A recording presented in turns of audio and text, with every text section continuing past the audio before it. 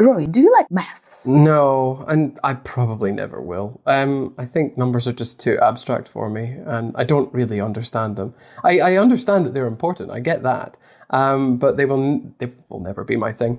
It's something that I share with my mum, not really having a head for numbers. Is maths difficult to learn?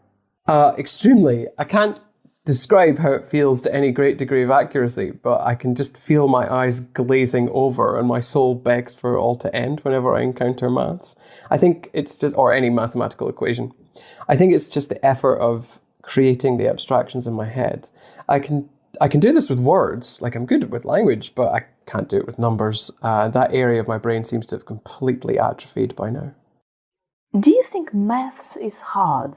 Well, for me personally, yes, but I didn't have terribly good maths teachers when I was younger.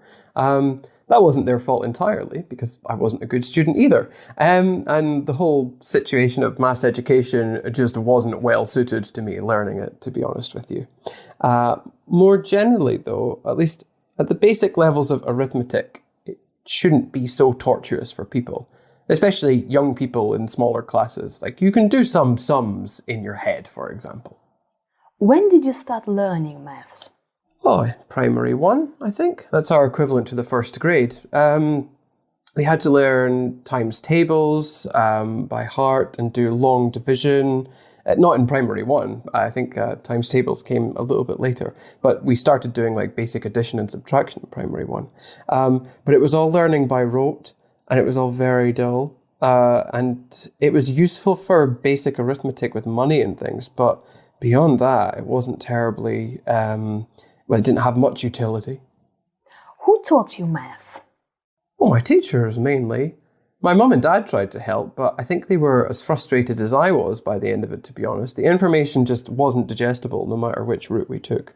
So I think this was why rote learning was basically the only route that we could take. Did you usually use a calculator?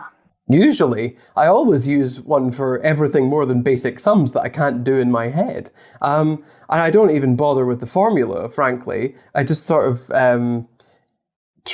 either I'll find some sort of equations website online that can do more advanced formula, or I'll ask a friend. I know a lot of maths teachers. Every English teacher should know a maths teacher and vice versa. That's really useful.